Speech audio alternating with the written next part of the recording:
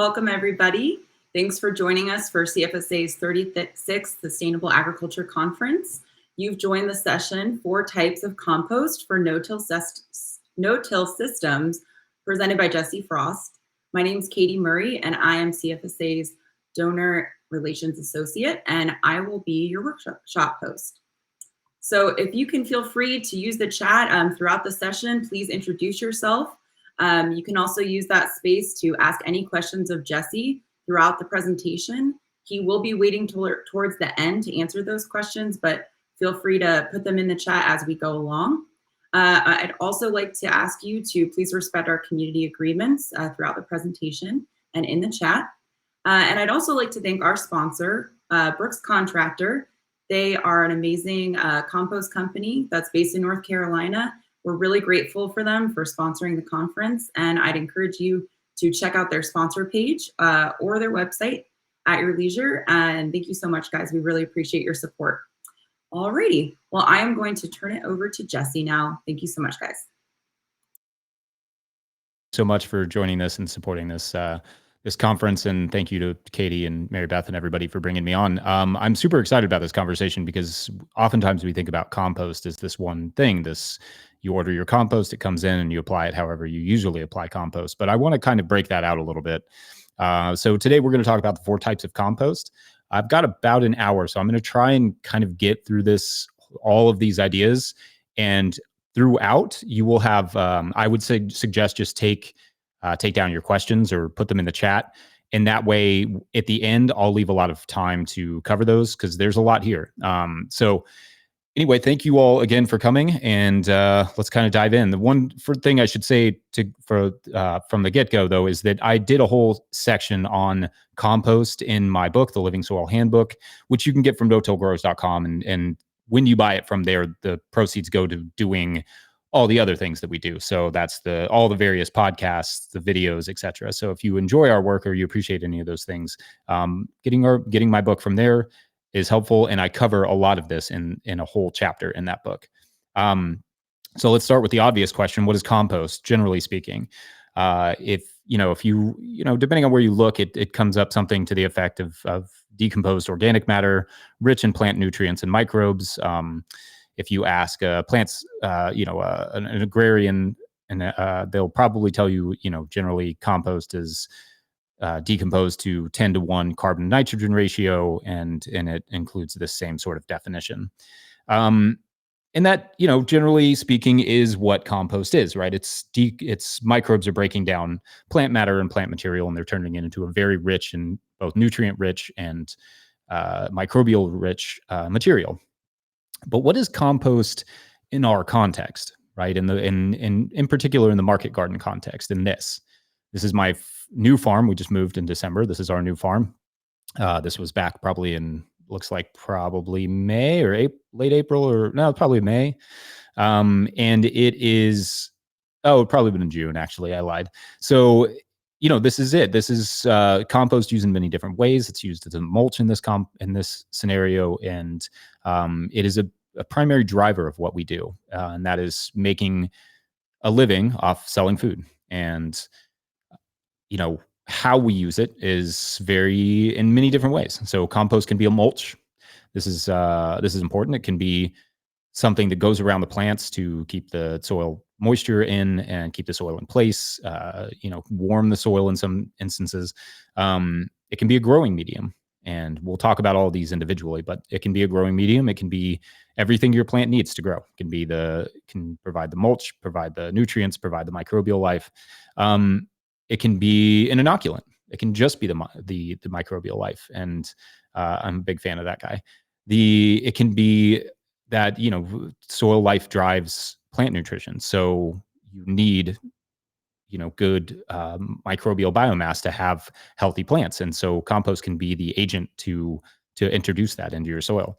And compost can be a fertilizer, right? So this can be a way of energizing plants and giving them the nutrients that they need, and oftentimes that's how it's most commonly thought of. And of course, it can be all of the above. And we use it, like I said, we use it in many different ways on our farm, and it helps us to be able to make a living doing this of growing food. And notably, compost can also be none of the above. And we're going to talk a little bit later about the risks of poor compost, of compost that is perhaps tainted with pyralids and persistent herbicides and those sorts of things. So I want to kind of back up though a little bit and just talk about why I differentiate compost this way. And it's because compost can mean a lot of things, right? A lot of what we order when we just order compost may not necessarily be extremely microbially rich, right? Or it may be very heavy carbon. It may not get down to that 10-to-1 carbon to nitrogen ratio. It may be 20-to-1. It may still be decomposing. It may be very trashy and not very well made, or not well decomposed at all. It may still be, heavily working. It can mean a lot of different things. So compost is not there's not one specific clear guiding definition for compost. It can mean a lot of different things. And not all composts are equal in quality.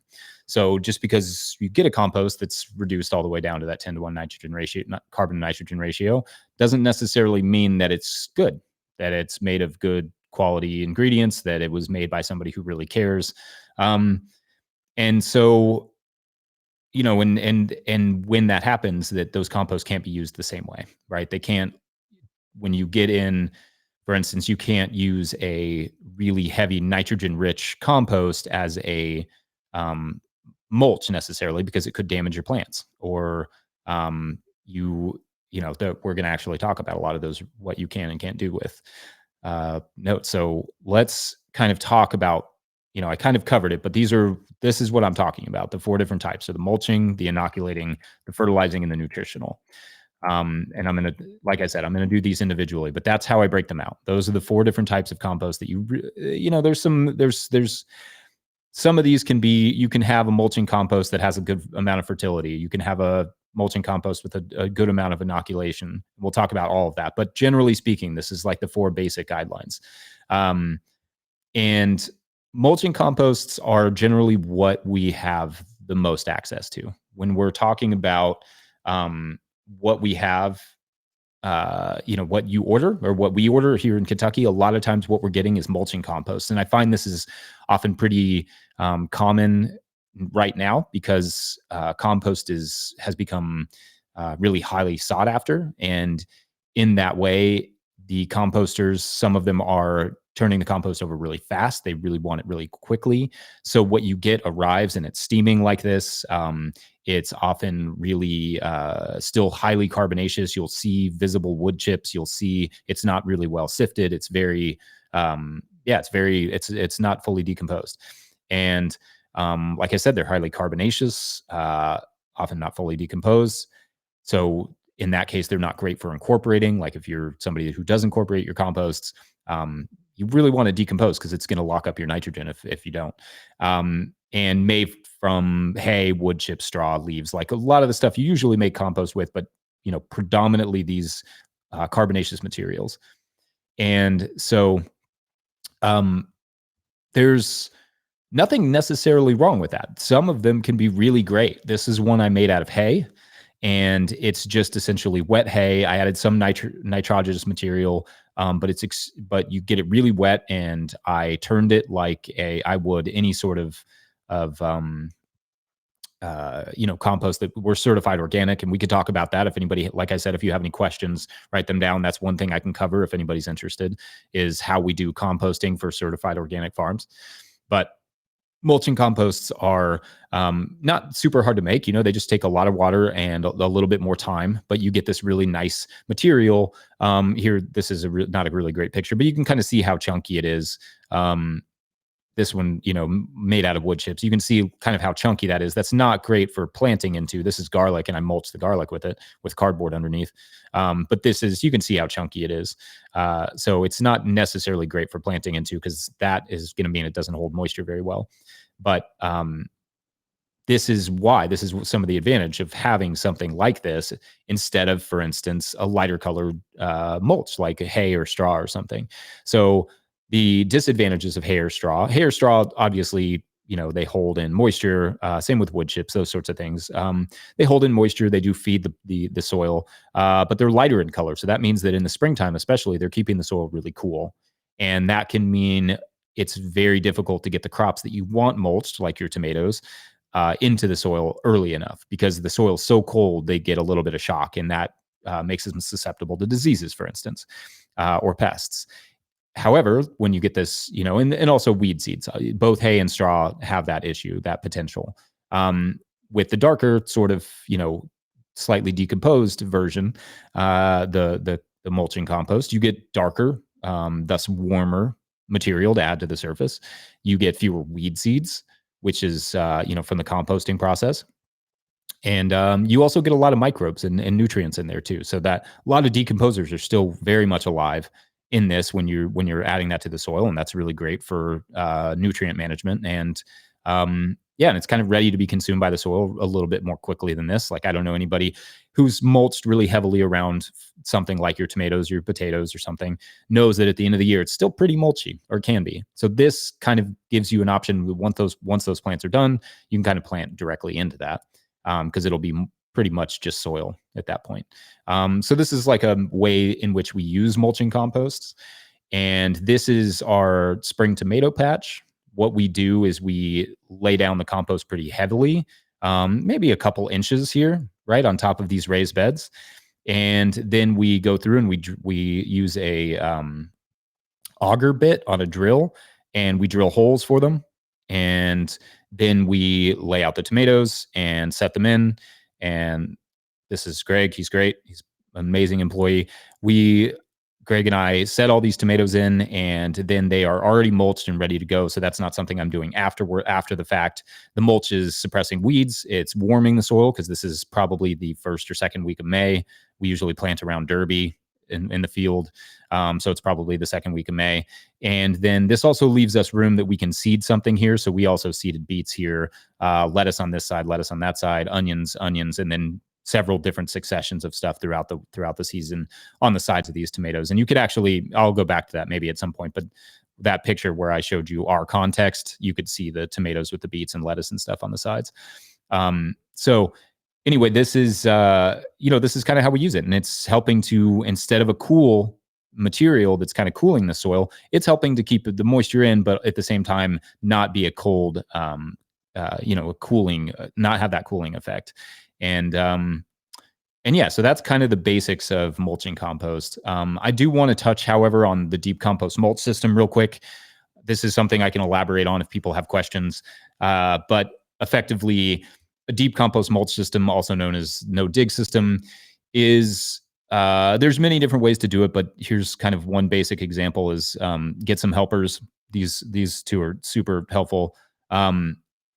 Get some cardboard down, and you basically just put 4 to 6 inches of compost.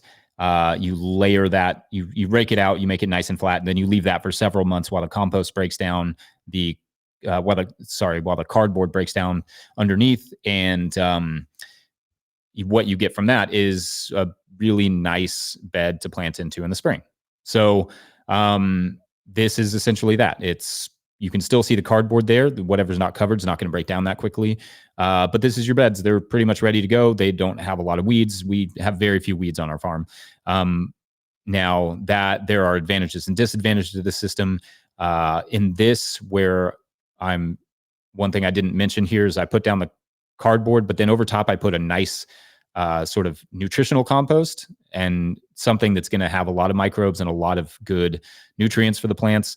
And then over top, I'm laying that mulching compost. And as that decomposes, it will be enriched by the soil. But generally speaking, you don't want to plant directly in a mulching compost. It's just not going to create that great of plants, because it's too carbonaceous and it doesn't quite have the nutrients. A lot of those are locked up still. So anyway, that's sort of the idea. The advantage is it holds moisture, feeds the soil slowly, so it does slowly decompose. There's no such, you're not losing nitrogen, right? It's getting locked up in some instances. So it's still a lot of nitrogen in there. It just is not totally released yet.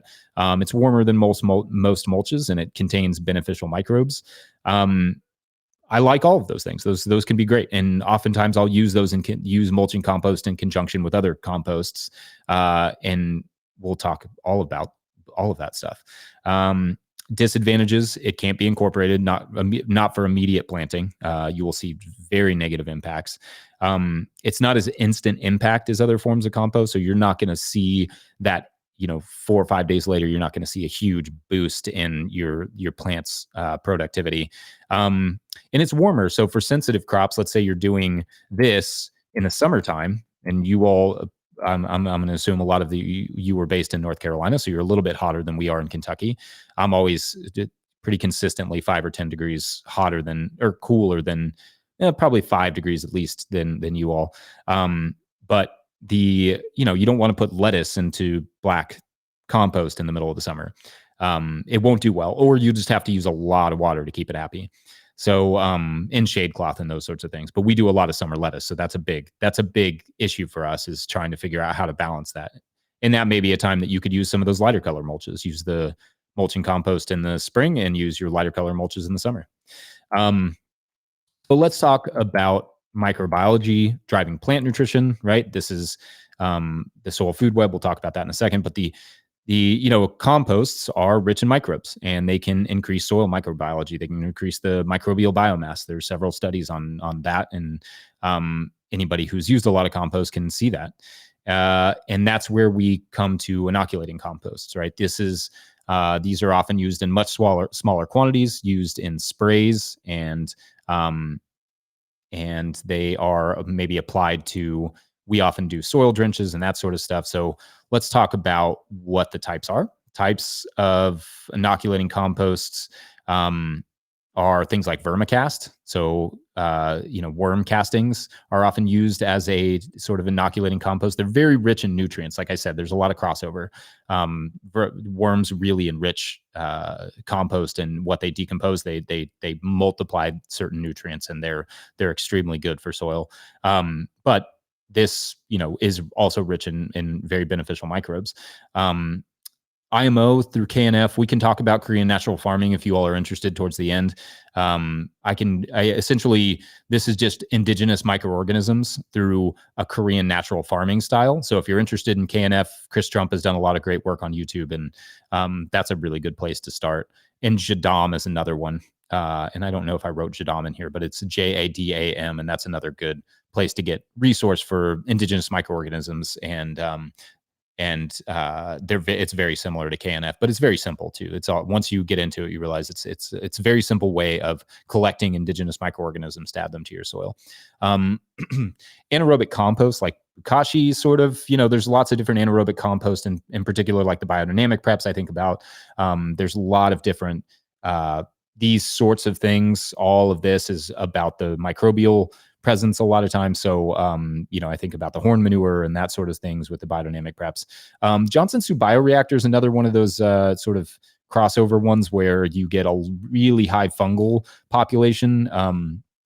And it's often used in very small quantities. You don't need a lot. And in fact, using some of this in very large quantities can have negative effects. There's studies that show, not very negative effects, but these are very high nutrient applications as well. So like if you're, I think there's studies that show out of Hawaii, vermicast, that up to, say, I think it's like 40% is great. It's really great to add 40% vermicompost if you can afford that. But beyond that, it actually has negative effects, or, no effects or negative effects, no beneficial effects or negative effects. So there's a point at which you wouldn't want to use this, like I showed you with that deep compost mulch system. This would be one, it would completely make you go broke, but it would also just be way too nutritionally heavy. And the goal is to simply inoculate the soil with a rich diversity and population of microbes, because that's what's cycling your nutrients, and that's what's building your soil organic matter, along with the living plant roots and the root exudates that come out of it through photosynthesis, right? The plant puts root exudates into the soil. The various microbes feed off those root exudates. The larger microbes, the microfauna, they feed off those smaller organisms, and so on. This is called the soil food web, as championed by Dr. Elaine Ingham. But that also cycles a bunch of nutrients for the plants, because these guys are fetching various nutrients from rocks and other minerals and from the soil organic matter, and then trading that for root exudates with the plant, essentially. And they lose it when they die. So a predatory arthropod eats a microarthropod, whatever, and they poop out the nutrients so the plant can eat it. So they're extremely important. You need a bunch of these. Oftentimes when we're dealing with soils that have been tilled a lot, or soils that have been depleted in their nutrients and have been, are highly compacted or not, or, have lost a lot of their topsoil and are just clay, you're not dealing with enough. You need more microbes, because you need specialists. You need the ones that can get the certain microbes, but you also just need a lot of them. And you need a lot of plant roots to feed them. It's all a cycle. So, when we're talking about inoculating composts, we're talking less about nutrients and more about microbes. This is what you want. You want to add this sort of stuff to your soil. This one in particular came from one that I inoculated. We inoculate every single one of our soil trays, our soil blocks. We do soil blocks on our farm. We inoculated every one of our blocks this year, dipping in an inoculating extract, which I'm happy to describe how to make any of these things later. We basically fill a tray with an inoculating compost extract and let the tray soak up the microbes before we plant it. And then we plant it into the soil, and those microbes are right there on the block, right at the root zone for the plants to utilize. And and that's sort of the idea. And it's like I kind of mentioned, it's not applied like this. You would definitely go broke. There's no way to generally afford this much vermicompost. I mean, what we get for compost can be anywhere from $25 to $40 a yard. Vermicompost is often, those sorts of things are often running $100 or $200 or $300 a yard. So you would never be able to afford it. But instead, you use them lightly. You often put them in foliar sprays, or like I mentioned with the trays, or in soil drenches, in teas and extracts, that sort of stuff. And then you use them in conjunction with other types of compost. So like I said, you could add some inoculating compost to the cardboard surface, and then over top of that, add your mulching compost. And that's a great way to get those beneficial microbes right there at the root zone, and then plant into that. And, because the big thing is overuse can result in nutrient excesses, right? We don't want, when we're talking about a lot of compost like this, we do not want to do exactly what we're trying to get away from, right? We don't want to be polluting our groundwater. We don't want to be causing excess nitrates in our plants. We want to figure out how to keep that stuff in balance. And so, that is very similar to fertilizing composts, if I'm allowed that segue, or this segue. I like him. So the fertilizing composts, really what we're talking about is highly nitrogenous composts, ones that are very high in nitrogen. Chicken manure is the one that's most commonly, thought of, but they're applied lightly, often used with other amendments like kelp and humates and et cetera. And, mostly composted poultry or fowl, things like guano, those sorts of things. I mean, I know that's not as popular as it used to be, although I heard somebody using gull guano, like seagull guano recently. So maybe that's still something that you can find depending on where you are. But I think I spelled mostly wrong. That's good. You could also, any high nitrogen manures, maybe like rabbit manures and stuff, could also be considered a fertilizer. Anything you don't want to apply really heavily, but would have immediate impacts on your plants, would help your plants grow very immediately. And we do need things like nitrogen and potassium and phosphorus, but we need those to not be in too much excess. So you definitely don't want to put those on your soil at any near the rate you would like a composting manure, or a mulching compost rather. And, all the composts I've mentioned so far really have to be used strategically. Or you risk burning up your plant roots, or attracting aphids with excess nitrogen, or throwing off your soil nutrition.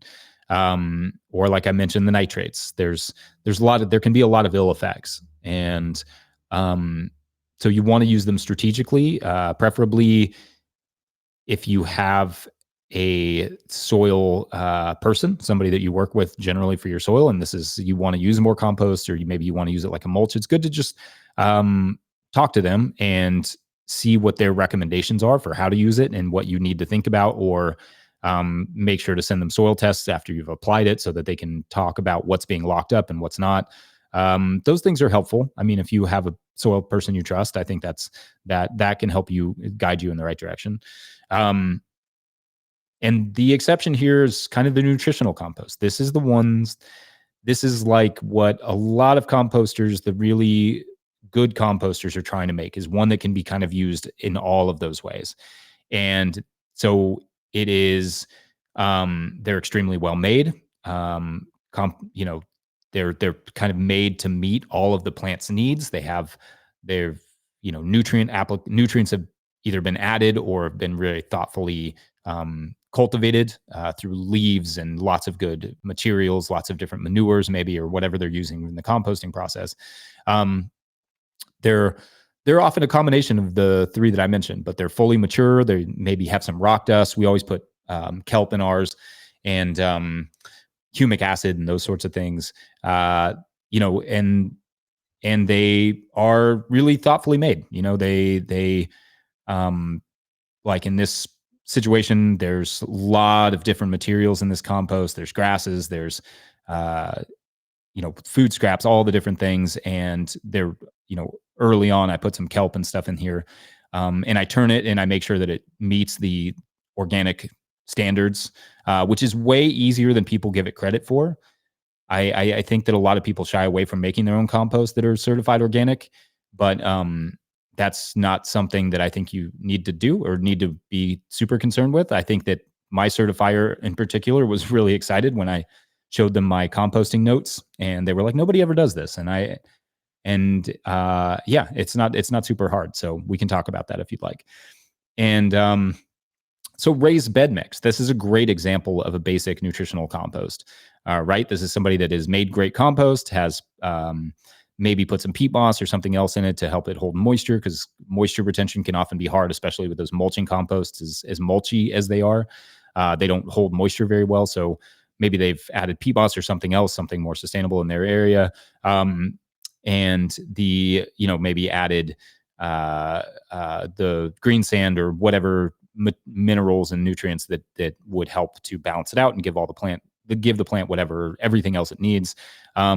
Those can be expensive, but I tried this year with a selection from Jane Murner Senecal at Earth Care Farm, and it was excellent. It was just a really great crop response. I had amazing tomatoes in that tunnel. I just had a 50-foot bed, and they were of cherry tomatoes, and they, at the end of the season, they were 30 feet long and beautiful, still going, except for we got, 29 degrees a couple of weeks ago, or about 10 days ago. So that killed them off, but they were beautiful the whole season. So that's an example of what if you wanted to do a deep compost mulch, this is the holy grail, finding a version of this that can basically supply your plants with everything they need. Let's talk just before like I said, I want to leave a lot of time for questions. So I want to talk a little bit though about risks with purchased compost. Hold on one second for water. One of the risks is, I kind of mentioned in passing there, I think, for a second, but the persistent herbicides. So there are a few on the market that are, can live through the composting process. We don't really know.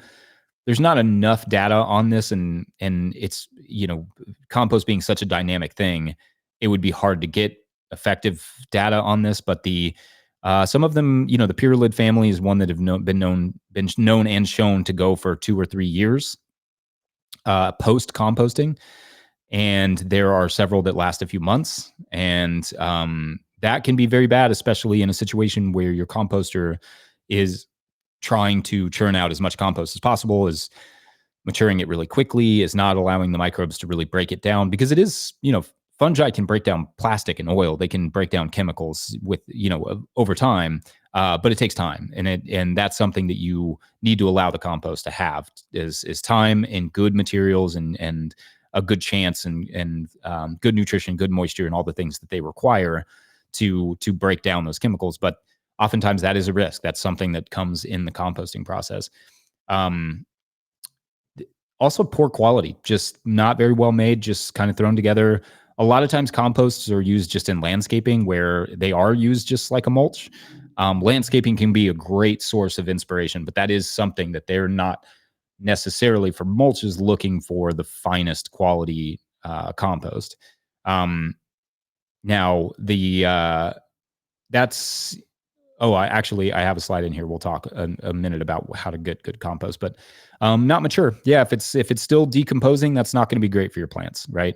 Your soil's not going to be able to provide your plants with everything it needs while also decomposing all of this raw material that's landed on top of it. So, or inside of it. I mean, especially if you're going to work it into the soil, that can have a lot of negative effects. And some will come with weed seeds or roots. There are certain roots that can survive through the composting process, or at least some of the composting process. The last thing you want is to transplant some Bermuda grass or some bindweed or something into your plot. So, weed seeds also I've had. There was a few years ago where I applied a bunch of compost, and I had an absolute mat of lamb's quarters. Now, lamb's quarters is not the hardest weed to get rid of, especially if you catch it young, but that was an issue for us. That was not, part of the benefit of this is that it stops the weeds.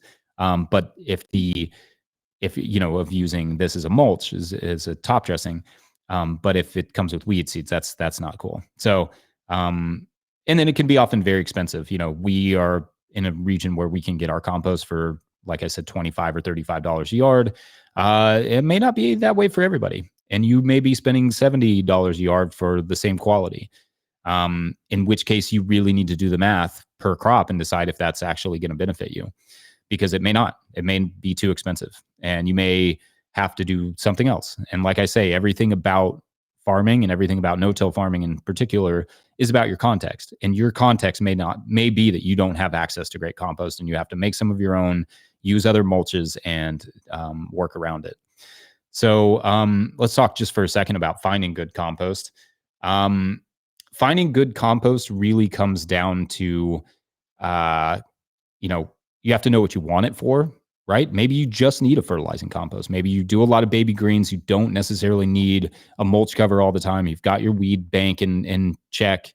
I think mulches are great, but I don't necessarily think they're always necessary in certain, especially if you're working in tunnels where you're not getting the same rain effect or the same wind effect that causes the erosion.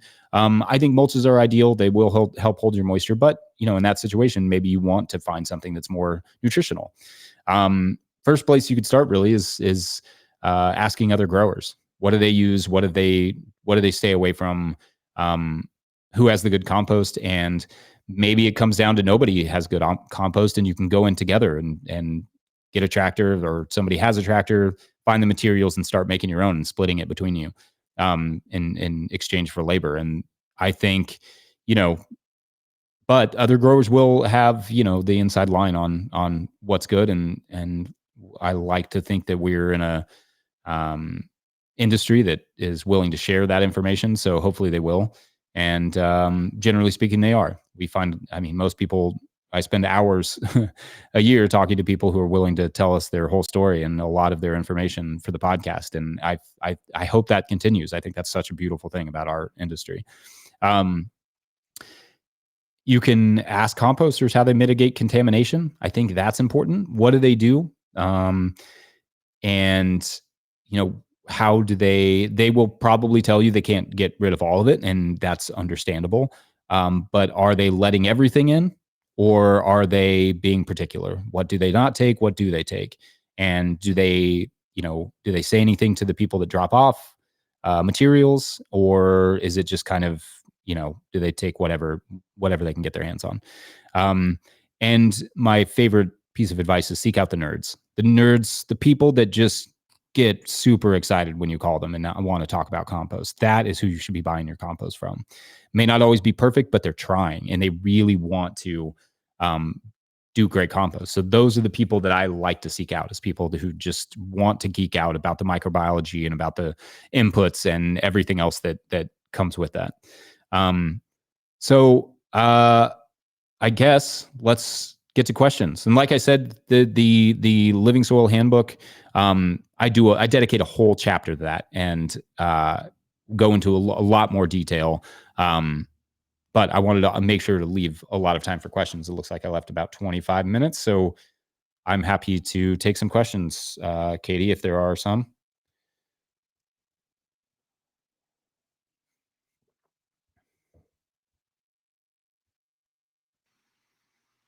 Hey, so yeah, it looks like I asked a question.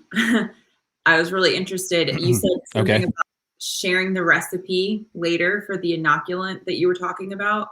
And it seems like someone else was really interested in that as well. Like towards Oh, the and beginning of your talk. okay. Yeah. I think there were a few different times I think about, there's two different things there probably. The Korean natural farming stuff, I could elaborate a little bit more on the indigenous microorganisms. I also share a recipe for inoculating compost in the book. I don't think I mentioned that, but I do. The recipe that I use for teas and drenches, like that soil drench I can kind of cover any of that. The one maybe that I think is the most important because it's so easy is just your general extract. There are two ways to do this. One is you get a good inoculating compost. You make a good compost, and like I said, I can talk about that too. You make a good general inoculating compost, one that is microbially rich, full of your indigenous microorganisms, is fully mature and decomposed, and you add that to warm water, like 75 degrees. It can't be cold. The colder water is not going to be helpful to releasing those microbes and increasing their populations and stuff. And you take I call them micron bags. I'm not even sure if that's the right term, but you get these. You can go to you can look up compost tea bags online and they'll come up, and I get the 400 micron one. I don't think it even has to be that small. That's just the one that I own. And you are going to use that to, you're going to put basically 1 cup per 5 gallons, or maybe like 2 cups per 5 gallons for an extract of water. So 2 cups per 5 gallons of water.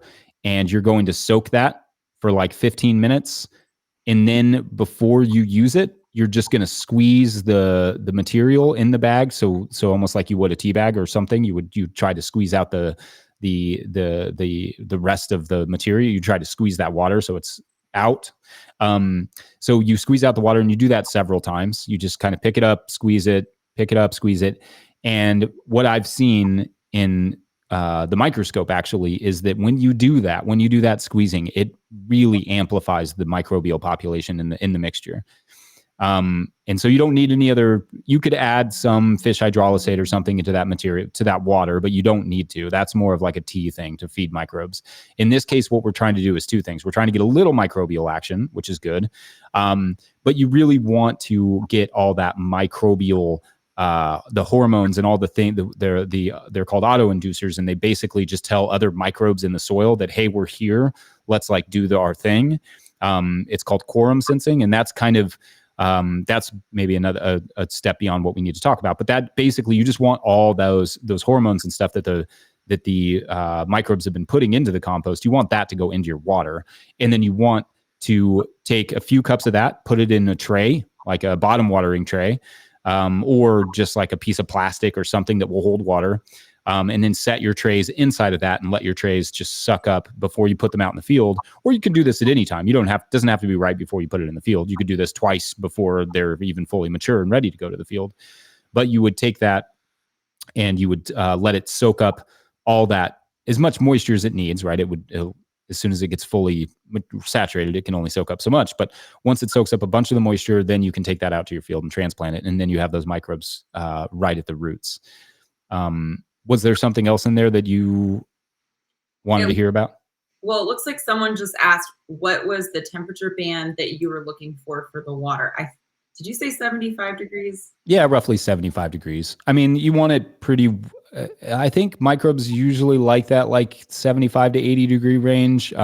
So it's sunny day with good rainwater. That's the other thing. You don't really want to use chlorinated water. If you can use rainwater, If all you have is chlorinated water, you can allow it to sit out and it will evaporate off apparently. But I think ideally you use rainwater or run it through a filter. And that, just because the things that are in our water supply are purposely antimicrobial, and that's so you don't really want that, on top of your compost. So, It's a really good point. yeah. So use rainwater if you can. And if you can't, like I said, leave it out overnight is what most people suggest. And I don't know, I've never done any or seen any studies on that, but I think that's, chlorine will off gas. Chloramine won't really. That's something you're going to have to deal with some sort of filtration system, or you're probably just going to want to avoid that. So you need to know if that's in your local water supply. And yeah, I mean, ideally, as warm as possible. If you do it in cold water, it still can work. But I mean, the microbes are going to be a lot slower. You just generally, I think, warmer water is gonna be, they're gonna make them a little bit happier and more ready to latch onto your plant roots. I'm learning so much. I wouldn't have thought to do any of these things. This is awesome. It looks like we have a few more questions that just came in. Clement just asked, have you had personal experience with applying so much compost that you burn plant roots? And I guess that kind of depends on what's in the compost, right? Yeah, I mean, that definitely depends a lot on what's in the compost. I've had experiences where we applied too immature compost that was highly nitrogenous, that was made of manure, and the plants died. I mean, when we say burning plant roots, it's not, I don't know if that's a really accurate way of putting it. That's just what we call it when we talk about highly nitrogenous composts. But yeah, I haven't really, because I've been so concerned with it, but I have had that experience where I put in compost that's too raw and the plants basically yellow and die. And so roughly the same thing where they're off gassing.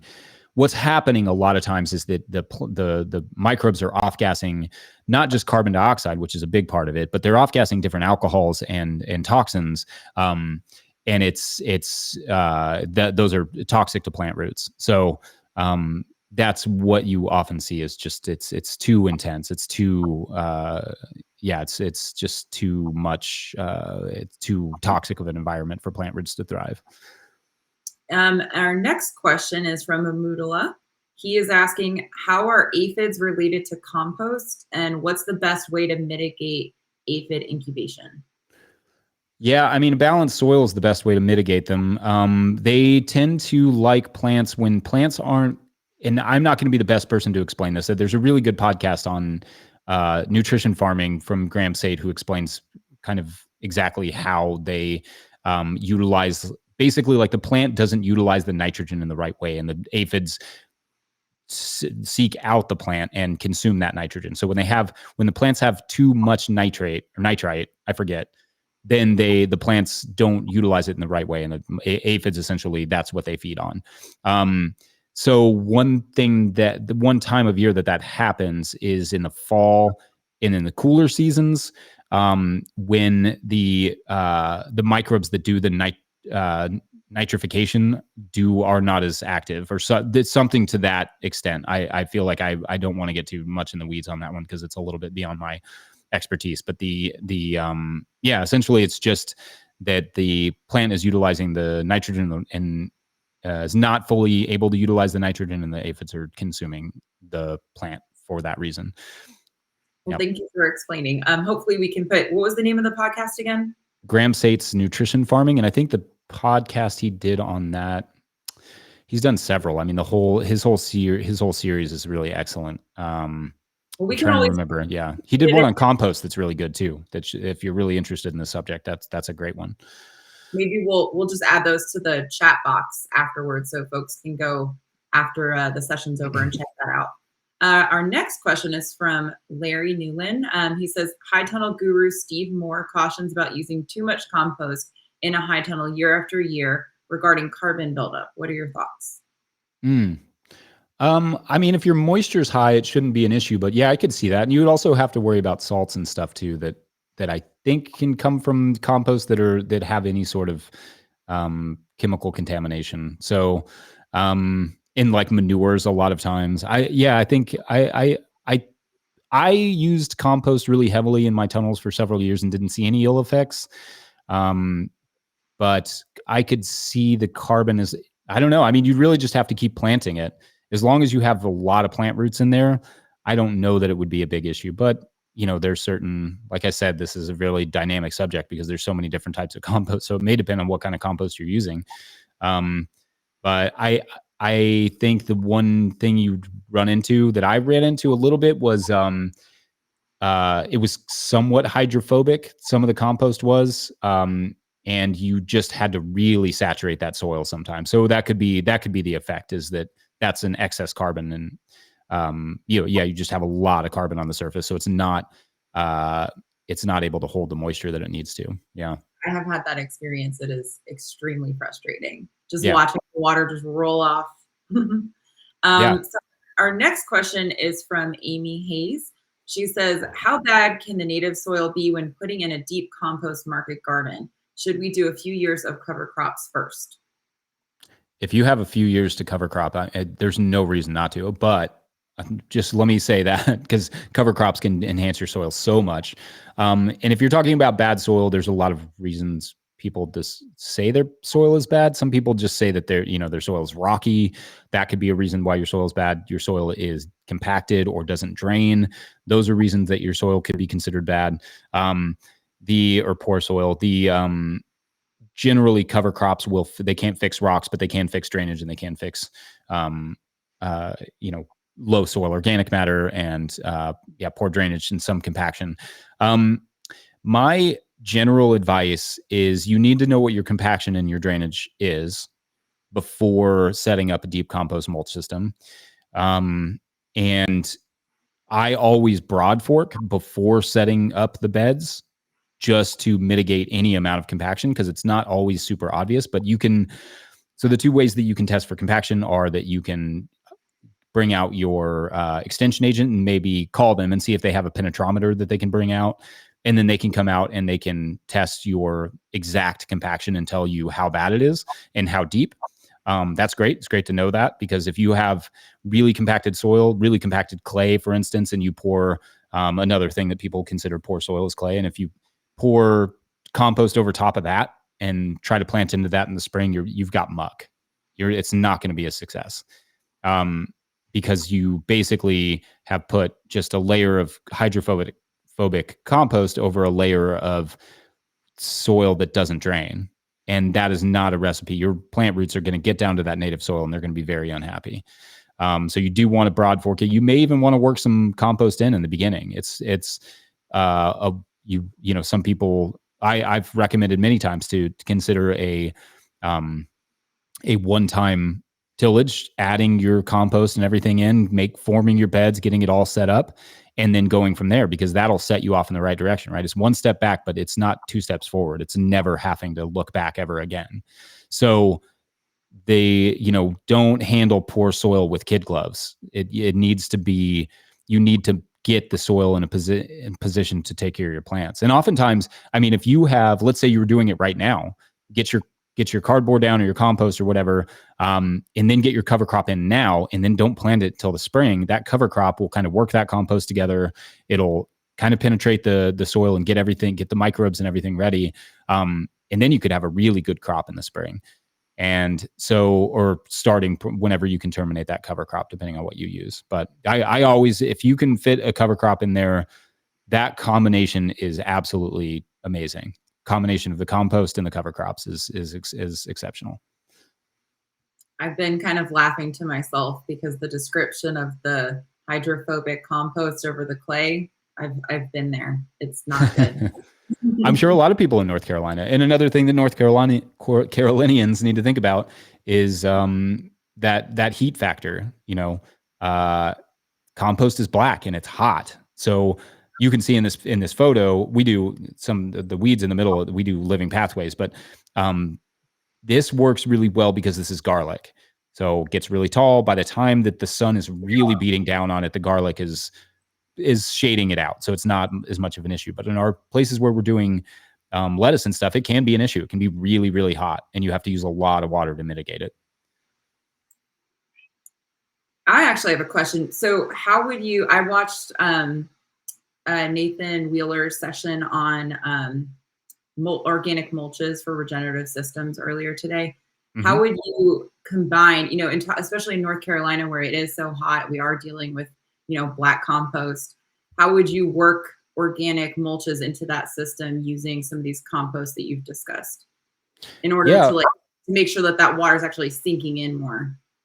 Yeah. I mean, with the with the mulches, if you let's say you have like deep compost mulch and you've made a bunch of beds and you have those going into the summer, um, if you have access to straw, or maybe you all have access to rice straw. We don't have a lot of straw here in Kentucky. It's not a grain growing region. We're just like, we basically just have horse farms, um, and tobacco and corn, and there's not a lot of straw available, not a lot of grains.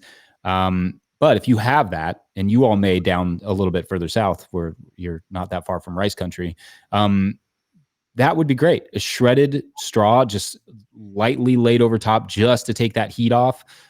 It will help preserve a little bit better moisture, but primarily it will just protect that heat. Because when you put a lettuce transplant or whatever it is, a beet transplant, we do a lot of those sorts of crops, or even carrots or something, right into that heat, it's just too hot. It's just when the sun's beating down on it. I mean, the temperature is really high.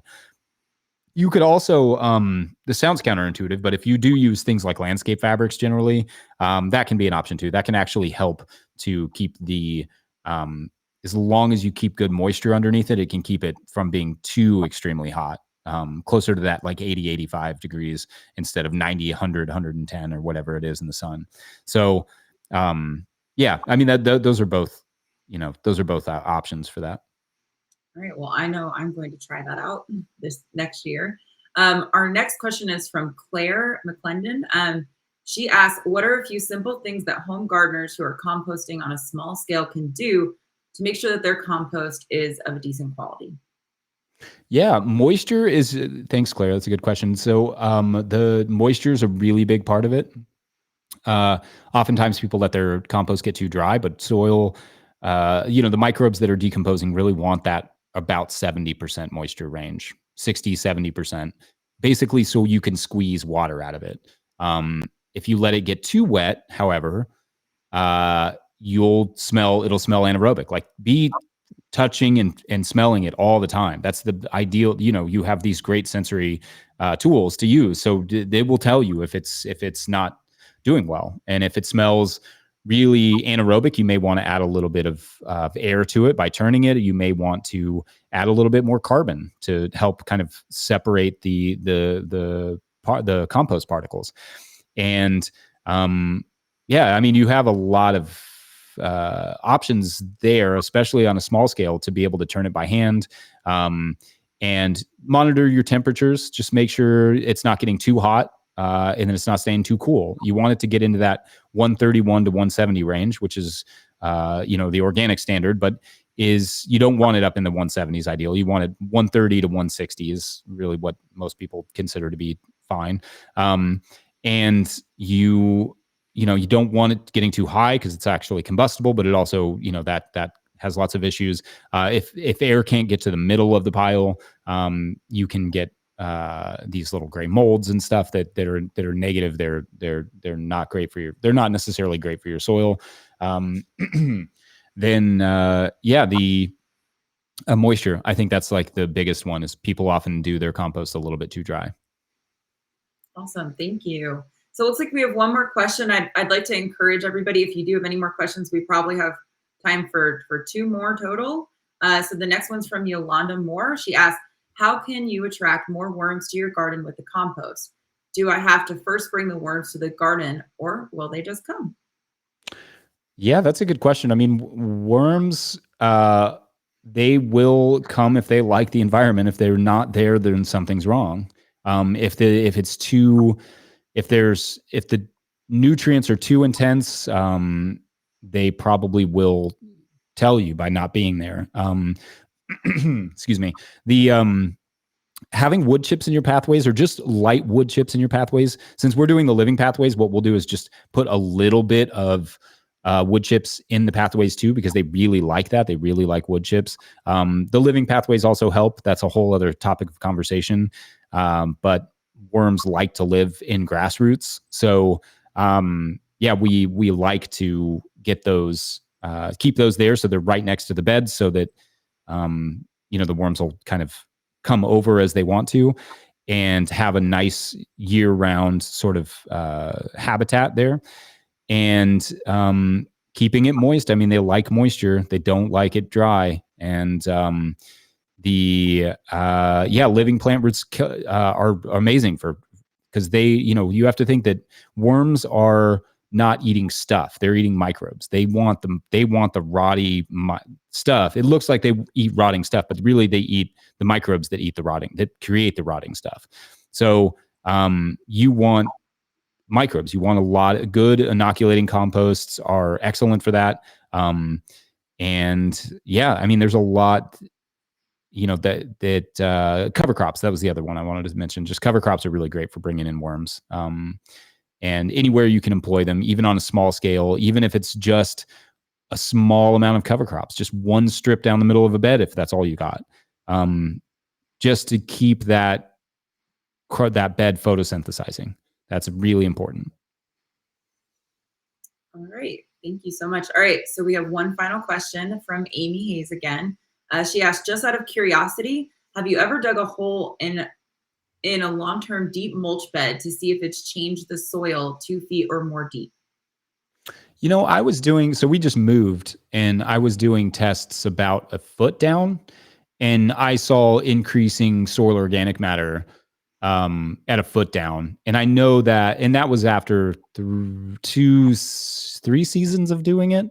And what used to be just gray dirt down there, started to have a lot more roots in it. And yeah, and when I would test it, the increased soil organic matter. And I thought it was really funny because I tested it at 12 inches down at 1 year, and the extension agent called me and he was like, whatever you're doing for your soil is great. And, probably assuming that I just tested it at 6 inches because it was up to 4.5%. But, they don't have a very high expectations anymore for soil organic matter. So any improvements they're pretty amazed by. But yeah, I mean, you can, I think what's going to grow your soil organic matter is not the mulch though. It's the plant roots. It's always the plant roots. Plant roots are the greatest driver of soil organic matter. The mulch will kind of, it will help, the organisms will help draw it down. It helps preserve moisture, which is part of the system. But it's your plant roots that are digging that deep, right?